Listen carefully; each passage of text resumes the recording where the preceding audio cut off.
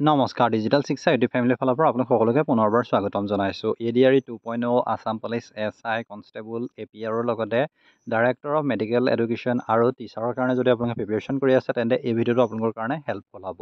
এই ভিডিঅ'টো আমি ছ'চিয়েল ষ্টাডিজ আৰু জিকে কুৱেশ্যন ডিছকাছ কৰিম। চ' ভিডিঅ'টো শেষলৈকে চাব। চেনেল যদি নতুনকৈ ভিজিট কৰিছে তেন্তে প্লিজ চেনেলটো ছাবস্ক্ৰাইব কৰিব নাপাহৰিব।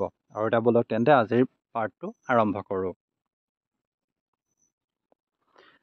আৰু কুৱেশ্যনটো হৈছে which day is observe as rhino day in Assam. কোনটো দিন অসমত গড় দিৱস হিচাপে পালন কৰা হয়? অপশ্যন কেইটা দি থোৱা আছে 3 জুলাই, 19 আগষ্ট, 22 ছেপ্টেম্বৰ নে 29 অক্টোবৰ। আৰু অসমত গড় দিৱস হিচাপে কোনটো ডেট পালন কৰা হয়? আৰু ইয়াৰ যিটো কাৰেক্ট এনচাৰ হৈছে 22 ছেপ্টেম্বৰ। 22 ছেপ্টেম্বৰত অসমত ৰাইনো ডে হিচাপে পালন কৰা হয়। গড়ৰ সংৰক্ষণ তথা বৃদ্ধিৰ বিষয়ত গণ সচেতনৰ সৃষ্টি মানসেৰে বিশ্ব গড় দিৱস পালন কৰা হয় বা ৰাইনো ডে ইন আছাম পালন কৰা হয়। চ' আপোনালোকে যদি বিচাৰে স্ক্ৰীনশ্বট লওঁ বুলি কয় তেন্তে আপোনালোকে স্ক্ৰীনশ্বট লৈ ল'ব পাৰিব ভিডিঅ'টো পজ কৰি। নেক্সট কুৱেশ্যন আহিলে ইন হুইচ ডিষ্ট্ৰিক্ট শ্ৰী সূৰ্য পাহাৰ ইজ লোকেটেড। শ্ৰী সূৰ্য পাহাৰ কোনখন জিলাত অৱস্থিত? সূৰ্য পাহাৰ ক'ত অৱস্থিত? অপশ্যন কেইটা দি থোৱা আছে ধুবুৰী, গোৱালপাৰা, দৰং আৰু চিৰাং। আৰু এই চাৰিটাৰ ভিতৰত যদি আমি চাবলৈ যাওঁ তেন্তে শ্ৰী সূৰ্য পাহাৰ ক'ত অৱস্থিত? গোৱালপাৰাত। আপোনালোকে যদি ইতিমধ্যে আছাম ডাইৰেক্ট ৰিক্ৰুইটমেণ্টৰ এক্সাম দিছে তেন্তে আপোনালোকে গম পাইছে যে কুৱেশ্যন পেটাৰ্ণটো কেনেকুৱা ধৰণৰ হয়। চ' আপোনালোকে নাভাবিব যে ইমান টানেই আহিব। চ' ইজি টু মডাৰেট আহিব কুৱেশ্যন। চ' আপোনালোকে কনচেপ্ট ক্লিয়াৰ কৰি যাব, যিখিনি সৰু সৰু কুৱেশ্যনত আপোনালোকৰ কনফিউজন লাগি যাব পাৰে। আৰু ইয়াত যদি আমি চাবলৈ যাওঁ যে শ্ৰী সূৰ্য পাহাৰ গোৱালপাৰাত অৱস্থিত, কিন্তু ইয়াত কি আছে সেইটো কথা সুধিব পাৰে। কিহৰ কাৰণে বিখ্যাত সেইটো যদি আমি চাবলৈ যাওঁ তেন্তে এই ঠাইখন এটা পাৰ্বত্য অঞ্চল য'ত ভালেমান শিলত খোদিত শিৱলিংগ আৰু হিন্দু বৌদ্ধ তথা জৈনসকলৰ দেৱ দেৱীসকল প্ৰায় 1 কিলোমিটাৰ অঞ্চল জুৰি বিয়পাই আছে। চ' আপোনালোকে এইটো কথাটো মনত ৰাখিব। নেক্সট কুৱেশ্যন আহিলে which one is the highest mountain range in Assam. তলৰ কোনটো অসমৰ সৰ্বোচ্চ পৰ্বতমালা?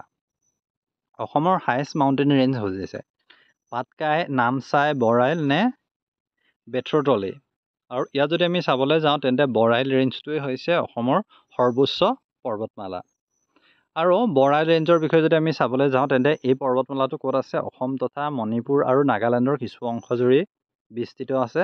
ইয়াৰ অক্ষাংশ আৰু দ্ৰাঘিমাংশ আপোনালোকে চাই ল'ব পাৰে। এই পৰ্বত প্ৰধানতঃ অসমৰ ডিমা হাছাও জিলাত অৱস্থিত আৰু ই হৈছে অসমৰ আটাইতকৈ ওখ আৰু দীঘল পাহাৰ। এই পৰ্বত বিশাল হিমালয় পৰ্বতমালাৰ অংশ বিশেষ। বৰাইল পাহাৰৰ সৰ্বোচ্চ উচ্চতাটো কিমান সুধিছে? এপ্ৰক্সিমেট 1900 মিটাৰ আৰু সৰ্বনিম্ন যদি চাওঁ তেন্তে 100 মিটাৰতকৈ কম। আৰু এই কুৱেশ্যনটো প্ৰায় অহা দেখা যায় যে বৰাইল পাহাৰৰ যিটো সৰ্বোচ্চ শৃংগটো কি হয়? বৰাইল পাহাৰত যদি আমি চাবলৈ যাওঁ তেন্তে বৰাইল পাহাৰৰ সৰ্বোচ্চ শৃংগটো হৈছে লাইকি, যাৰ উচ্চতা যদি আমি চাবলৈ যাওঁ তেন্তে 1959 মিটাৰ, 1959 মিটাৰ। নেক্সট কুৱেশ্যন আহিলে Sati Sadhani was a queen of which dynasty. Sati Sadhani কোন বংশৰ ৰাণী আছিলে সেইটো সুধিছে। চ' সতী সাধনীৰ কথা আমি প্ৰায় শুনো। আপোনালোকে যদি হিষ্ট্ৰী পঢ়িছে বা অসম হিষ্ট্ৰী পঢ়িছে তেন্তে আপোনালোকে এইখিনি নাম শুনিব। সতী সাধনী হওক, কনকলতা হওক, এইখিনি নাম প্ৰায় আপোনালোকে শুনিব। মূলা গাভৰু। চ' ইয়াত যদি আমি চাবলৈ যাওঁ তেতিয়া সতী সাধনী কোন ডাইনেষ্টিৰ কুইন আছিলে সেইটো সুধিছে। আহোম, কোচ, চুতীয়া নে ডিমা ত্ৰিপুৰা। ইয়াত যদি আমি চাবলৈ যাওঁ তেতিয়া চুতীয়াসকলৰ ৰাণী আছিলে কোন আছিলে? সতী সাধনী। আৰু সতী সাধনীৰ বিষয়ে যদি আমি চাবলৈ যাওঁ তেন্তে সতী সাধনী বা সাধনী নাৰায়ণ চুতীয়া ৰাজ্যৰ শেষৰগৰাকী ৰাণী আছিলে। শেষৰজন চুতীয়া ৰজা ধৰ্মৰজ পাল বা ধীৰ নাৰায়ণৰ পুত্ৰ কোনো নাছিল।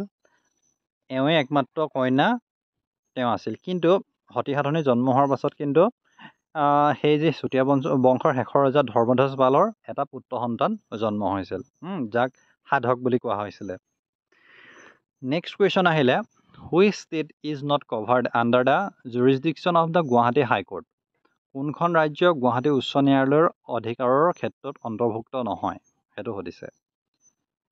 নাগালেণ্ড, মিজোৰাম, অৰুণাচল প্ৰদেশ নে ত্ৰিপুৰা। কোনটো গুৱাহাটী উচ্চ ন্যায়ালয়ৰ অধিকাৰৰ ক্ষেত্ৰত অন্তৰ্ভুক্ত নহয়? আৰু ইয়াৰ যিটো কাৰেক্ট এনচাৰ অপশ্যন ডিটো হৈছে কাৰেক্ট এনচাৰ ত্ৰিপুৰা। আৰু ইয়াত যদি আমি চাবলৈ যাওঁ তেন্তে গুৱাহাটী উচ্চ ন্যায়ালয়খন হৈছে অসমৰ সৰ্বোচ্চ ন্যায়ালয়।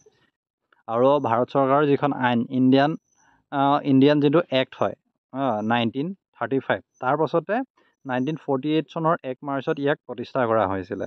পূৰ্বে অসম আৰু নাগালেণ্ড উচ্চ ন্যায়ালয়ৰ নামেৰে জনাজাত হৈছিল। কিন্তু 1971 চনৰ পাছত যেতিয়া পুনৰ গঠন হ'ল ইয়াক তেতিয়া গুৱাহাটী উচ্চ ন্যায়ালয় বুলি নামাকৰণ কৰা হৈছিলে। যদি আপোনালোকে বিচাৰে স্ক্ৰীনশ্বটটো আপোনালোকে লৈ ল'ব। বাকী যিকেইটা পইণ্ট আছে সেইকেইটা আপোনালোকক বহুত পৰিমাণে হেল্প কৰিব। নেক্সট কুৱেশ্যন আহিলে the Assam medical college was formerly known as. Assam চিকিৎসা মহাবিদ্যালয় ডিব্ৰুগড়ত যি অৱস্থিত তাক পূৰ্বতে কি নামেৰে জনা গৈছিল সেইটো সুধিছে। এই কুৱেশ্যনটো প্ৰায় অহা দেখা যায়। অপশ্যনকেইটা আছে বেৰী হোৱাইট হয়, একচুৱেলি বেৰী হুইচ নহয়, Berry White medical college school, Stephen John medical school, Robert Brown medical school নে ষ্টিফেন প্ৰেটিক মেডিকেল স্কুল।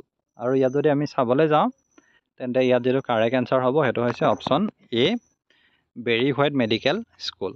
আৰু ইয়াৰ বিষয়ে যদি আমি চাবলৈ যাওঁ তেন্তে অসম চিকিৎসা মহাবিদ্যালয় আনুষ্ঠানিকভাৱে 1947 চনৰ 3 নৱেম্বৰ দিনা উদ্বোধন কৰা হৈছিলে। আৰু ইয়াৰ আগতে ইয়াক কি বেৰী হোৱাইট মেডিকেল স্কুল নামেৰে জনা গৈছিল, যিখন 1900 চনতে স্থাপিত কৰা হৈছিল। আৰু আমি যদি চাবলৈ যাওঁ তেন্তে দ্বিতীয় বিশ্বযুদ্ধৰ সময়তো এইখন মেডিকেল কলেজতে বহুত চিকিৎসা হৈছিলে। নেক্সট কুৱেশ্যন যদি আমি চাবলৈ যাওঁ, who is the first Assamese to climb Mount Everest. Mount এভাৰেষ্টত আৰোহণ কৰা প্ৰথম অসমীয়া কোন হয় সেইটো হৈছে, প্ৰথম অসমীয়া ব্যক্তি মাউণ্ট এভাৰেষ্টত। মনীষ ডেকা, তৰুণ শইকীয়া, বিদ্যুৎ বৰা নে অভিনন্দন বৰা। আৰু এতিয়া যদি আমি ইয়াত চাবলৈ যাওঁ তেন্তে ইয়াৰ যিটো কাৰেক্ট এনচাৰ সেইটো হৈছে অপশ্যন বি তৰুণ শইকীয়া। তৰুণ শইকীয়া হৈছে প্ৰথমজন অসমীয়া যিয়ে মাউণ্ট এভাৰেষ্ট আৰোহণ কৰিছিলে। এতিয়া আহিলোঁ নেক্সট কুৱেশ্যনটোলৈ। নেক্সট কুৱেশ্যনটো হৈছে by area wise Assam is the ডেছ বিগেষ্ট ষ্টেট ইন ইণ্ডিয়া। এলেকা ভিত্তিত এৰিয়া ৱাইজ মাটিকালিৰ হিচাপত অসম ভাৰতৰ কিমানতম ৰাজ্য সেইটো সুধিছে। 11 নম্বৰ, 14 নম্বৰ, 15 নম্বৰ নে 16 নম্বৰ। এৰিয়া ৱাইজ অসমৰ ৰেংক সুধিছে কিমান হয়। এনেই যদি আমি চাবলৈ যাওঁ নৰ্থ ইষ্টত অসমৰ ৰেংক কিমান হয়, 2 হয়। প্ৰথমত কোন আছে, অৰুণাচল প্ৰদেশ।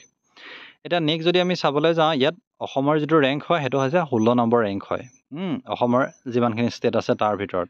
আৰু এইখিনি আমি চাবলৈ যদি যাওঁ তেন্তে প্ৰথমত কোন আছে আপোনালোকে চাই লওক, ৰাজস্থান আছে, আৰু ছেকেণ্ডত মধ্যপ্ৰদেশ, থাৰ্ডত মহাৰাষ্ট্ৰ আছে। আৰু আমি যদি চাওঁ নৰ্থ ইষ্টৰ ভিতৰত অৰুণাচল প্ৰদেশ 14 নম্বৰত আছে, বাকী অসম আছে 16 নম্বৰত। আপোনালোকে ইয়াত চাব পাৰে এৰিয়া ৱাইজ কোন কোন কিমান ৰিজন হয় আৰু কিমান পাৰ্চেণ্ট আছে বুলি কওঁ তেন্তে অসমে কিমান আছে 2.38, এপ্ৰক্সিমেট 2.4 বুলি কোৱা হয়, 2.38। আপোনালোকে যদি বিচাৰে তেন্তে স্ক্ৰীনশ্বট লৈ ল'ব পাৰিব। নেক্সট কুৱেশ্যন আহিলে আত্মানুসন্ধান ইজ এন অটোবায়োগ্ৰাফি ৰিটেন বাই।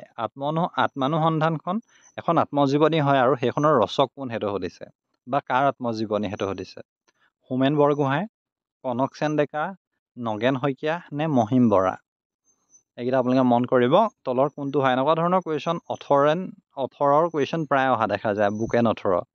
আৰু ইয়াত যদি আমি চাবলৈ যাওঁ ইতিমধ্যে যদি আমি চাওঁ ADR-ত ৰঞ্জু হাজৰিকাৰ প্ৰকৃত নাম কি হয় তেনেকুৱা ধৰণৰ আহিছে কুৱেশ্যন। চ' আপোনালোকে এইখিনি পৰাপক্ষত মনত ৰাখিব। আৰু ইয়াৰ যিটো কাৰেক্ট এনচাৰ হৈছে সেইটো আমি জানো যে হোমেন বৰগোহাঁই দেৱৰ ৰচিত এখন আত্মজীৱনী হৈছে আত্মানুসন্ধান। এতিয়া হ'লো নেক্সট কুৱেশ্যনটোলৈ, who was the first to start the system of land surveying in Assam. অসমত কোনে পোনপ্ৰথমে ভূমি জৰীপ ব্যৱস্থা আৰম্ভ কৰিছিলে সেইটো সুধিছে। চ' হিষ্ট্ৰী কুৱেশ্যন হয়।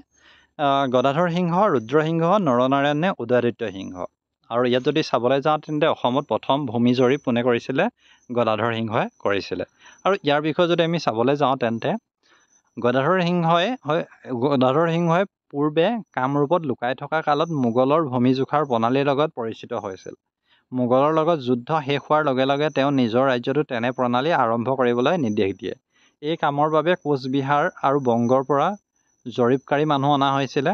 প্ৰথমতে শিৱসাগৰত জৰীপ আৰম্ভ কৰা হৈছিল যদিও কিন্তু গদাধৰ সিংহৰ মৃত্যুলৈকে সেয়া শেষ নহ'ল। তাৰপিছত ৰুদ্ৰসিংহৰ দিনত নগাঁৱত জৰীপ কাম আৰম্ভ হৈছিলে। চ' এই কথাটো আপোনালোকে মন কৰিব, জৰীপৰ কাৰণে ক'ৰ পৰা আনিছিলে, কোচবিহাৰ আৰু বংগৰ পৰা আনিছিলে। আৰু এই ভিডিঅ'টোত এইকেইটা কুৱেশ্যনেই আছিলে। চ' আশা কৰিছোঁ ভিডিঅ'টো আপোনালোকক হেল্পফুল কৰিব। ভিডিঅ'টো চাই কেনে পালে বা ভিডিঅ' কোৱালিটিটো কেনেকুৱা হৈছে সেইটো কমেণ্ট কৰিব নাপাহৰিব। চেনেল যদি নতুনকৈ ভিজিট কৰিছে ছাবস্ক্ৰাইব কৰিব। আগন্তুক আহি থকা এক্সামৰ কাৰণে আমাৰ চেনেলটো ফ'ল' কৰিব আৰু শ্বেয়াৰ কৰিব। ধন্যবাদ।